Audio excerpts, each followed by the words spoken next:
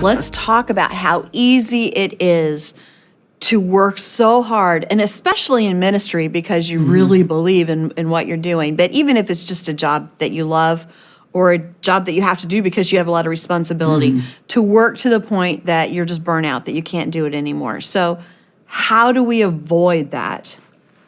Well, I think God tells us pretty plainly in the Bible that we need at least one day out of 7 to rest. Yeah. And although we don't live under the law, that's wisdom for your health. And so I think of 2 words, balance and variety. I think, when we talk about burnout, we always talk about it from the standpoint of working too hard. But I'll give you another example that I think is interesting. Dave's job when he was in the Army was to play basketball to entertain the troops. They had baseball teams and basketball teams that would go around and entertain the troops. And so he was good at basketball, he was tall, and so they had a coach one time that had them practice 4 hours every day. They would scrimmage, which means run up and down the court, up and down the court. And he said he would eat unbelievable amounts of food, and he still lost 25 pounds during that period of time.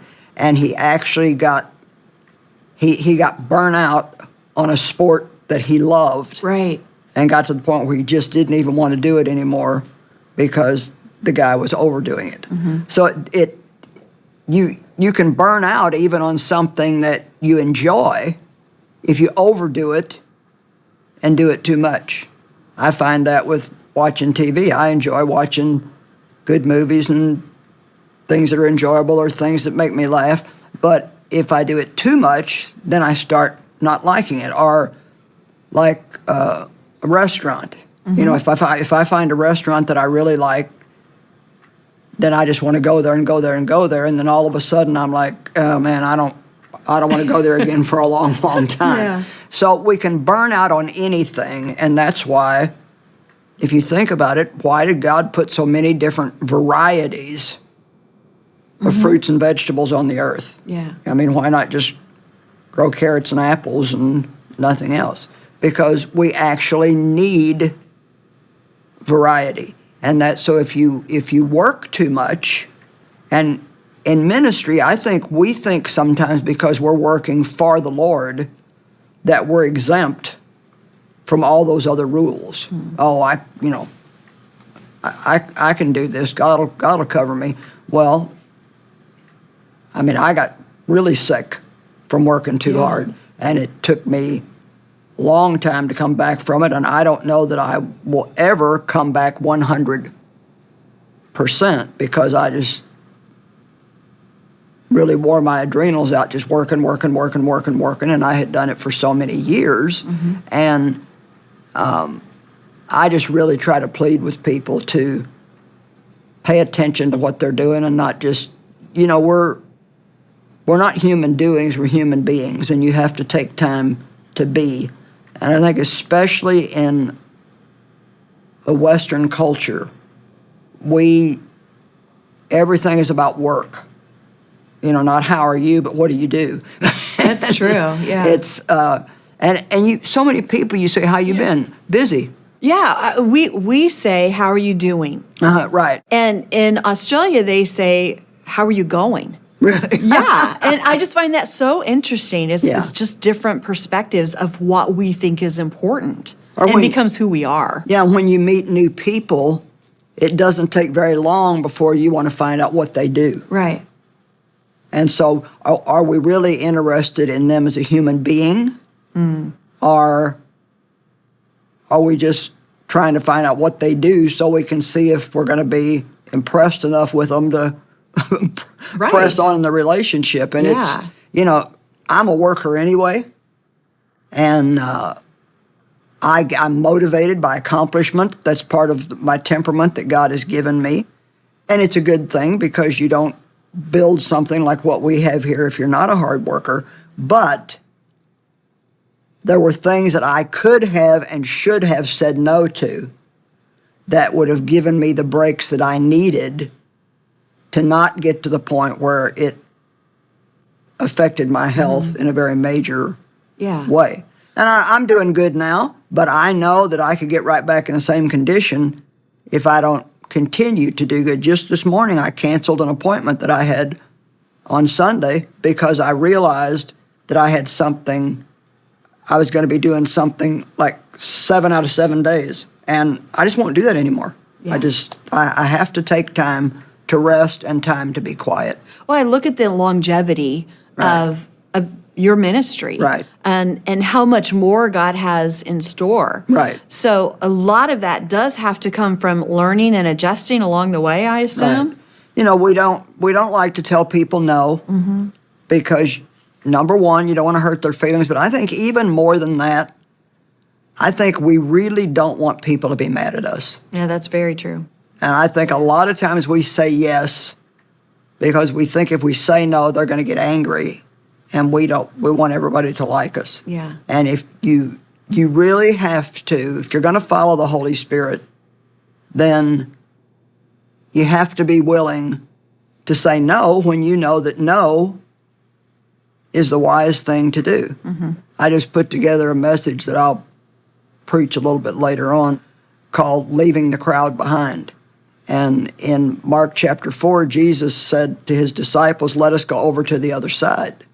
And they started, That's good, yeah. and they got in a storm, and they got afraid, and Jesus calmed the storm. And in chapter 5, verse 1, it says, and they arrived on the other side. But there's something in there that I had never really heard anybody preach on. And when Jesus said, let us go over to the other side, the next thing it says is, and they left the crowd behind. And it's, Yeah.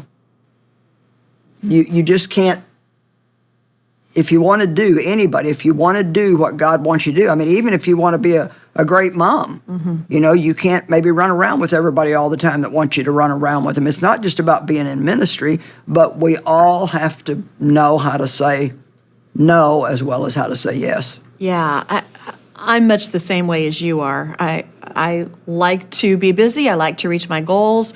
I think that I don't feel the stress because there's so much to do, and your body feels stress that you don't even realize emotionally Right. that's going on.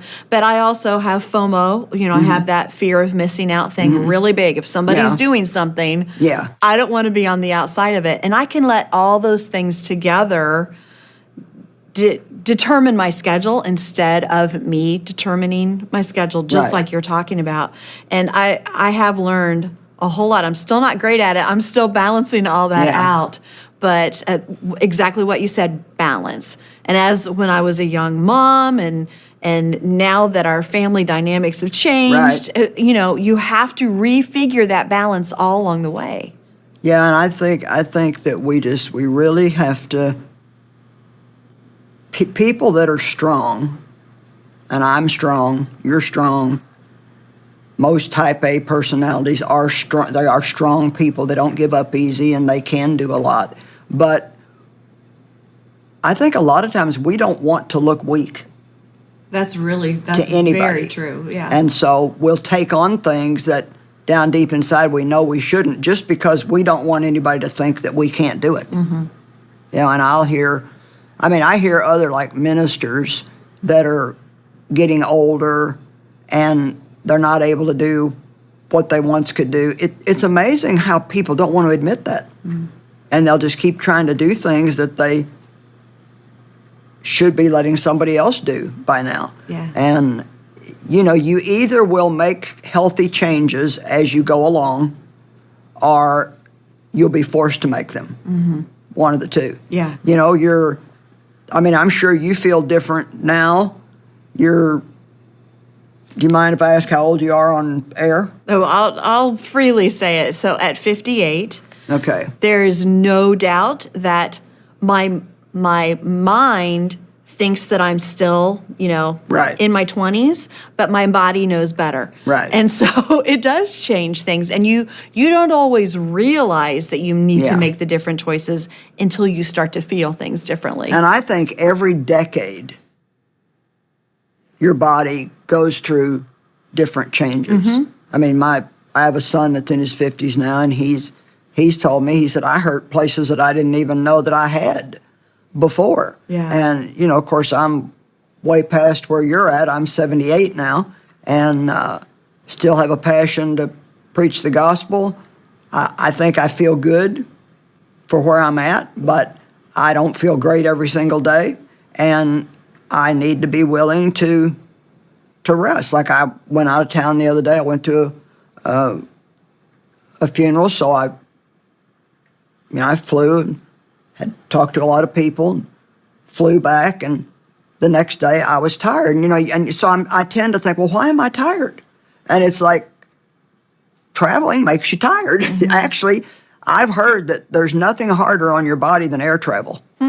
And so we just have to. Well, I didn't want to know that. You know, and seeing it's okay to be tired. Yeah. It's that's okay. A good point. It's okay to rest. And rest. You're not weak if you're tired. Yeah. You're not weak if you rest, and you're not.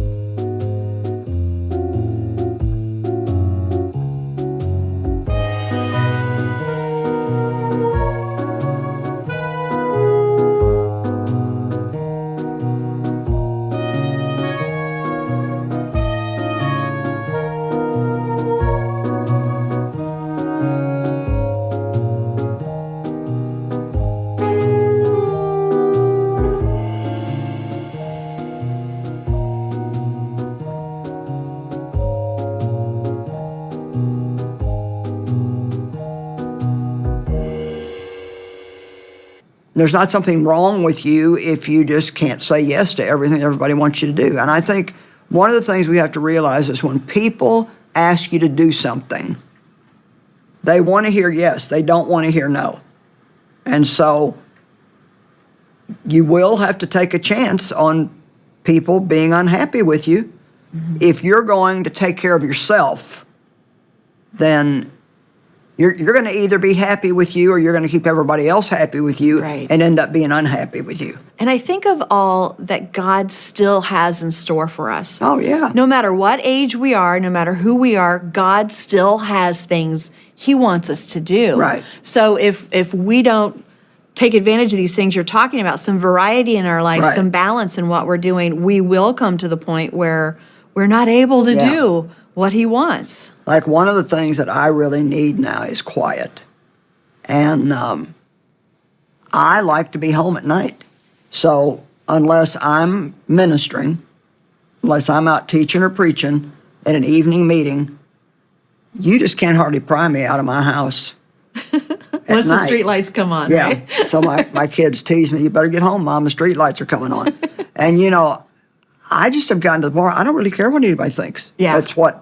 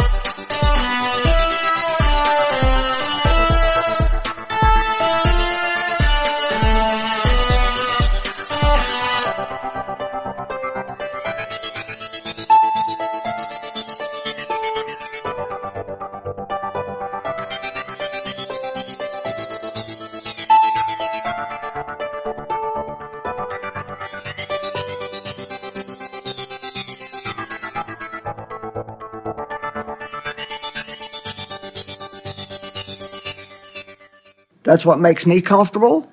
That's what I like. I mean, I spent so many years out every night, every night. For a long time, I was probably teaching somewhere every night. And, going here and going there and going to this party and going to that party and going to this prayer meeting. And I don't want to do that anymore. And so I don't have to apologize for it. It's just what I feel that I need in order to stay balanced and to be happy doing the rest of what I do, which is still a lot. Yeah. Well, I have a feeling that some people are maybe going to make some adjustments after what we've been talking about, and just a little bit of encouragement for people. It's okay to slow down. It's Right. okay to ask God to let you rest. It's okay to say no. Thank you. Yes, absolutely. And it's okay not to always have to feel